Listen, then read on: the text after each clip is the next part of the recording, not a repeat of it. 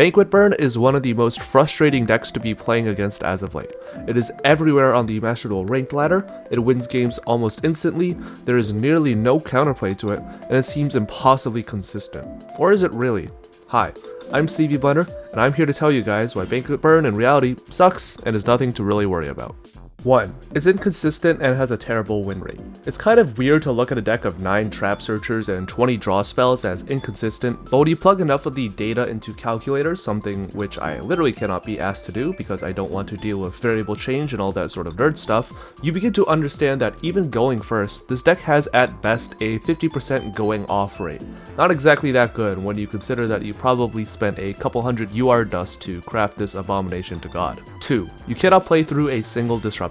I don't think I need to explain why the deck that passes on 3 must-resolve back row is particularly awful, but let's explain it anyways. In most scenarios, the Banquet Burn player has to chain their back row in a specific way so that when Banquet resolves on a separate chain, they're able to flip up their 2 DD Dynamites in order to burn, since they can't flip it earlier since you've got no cards banished, cause you know, it's the first turn. If you have anything to stop this combo process, from MSTs to hit the Dynamite before they can finish resolving Banquet, Lancia to prevent them from banishing at all, negates, pops, anything at all, the deck automatically just kinda scoops. That's just the reality of the deck. The deck puts all of its eggs into this one basket, but it just can't do even that well. 3. The cards you're playing in the deck overall are terrible. When you look at the deck list overall, upon first glance you may be thinking, oh my god, it's nothing but gas, they're always gonna FTK me.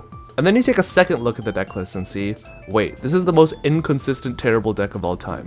When you look at cards like Gold Mooncoin, Popper Up, Reload, Magical Mallet, you have to realize that these cards aren't exactly trading 1 for 1 the same way cards like Upstart Goblin does, but instead still minus you in the process.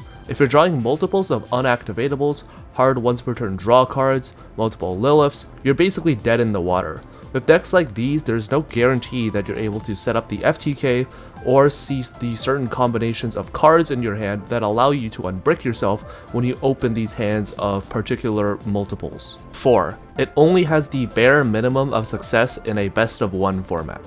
The reason why burn decks have never had amazing success in the TCG is because of game 2s and the dice roll. If this deck loses the dice roll, you are basically losing the game.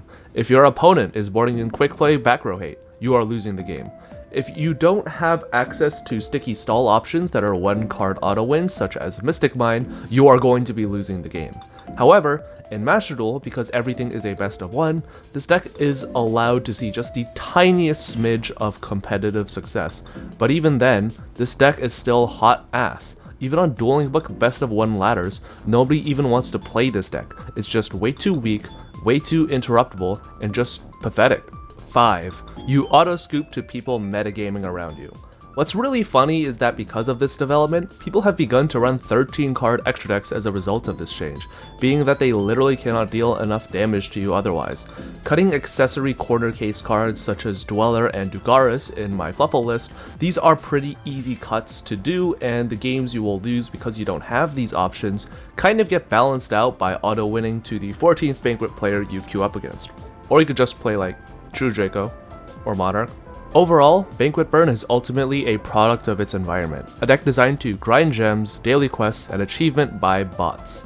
With enough spins of the Cosmic Wheel, you can theoretically reach Platinum 1 if you put in an infinite amount of time into this sort of FTK strategy, but if you're a normal human being and not trying to farm 30 alternate accounts, just play the game as normally designed. It'll actually be fun in that case.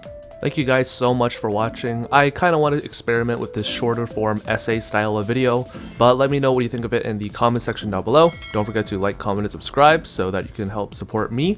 And yeah, it's going to be it for me. See ya.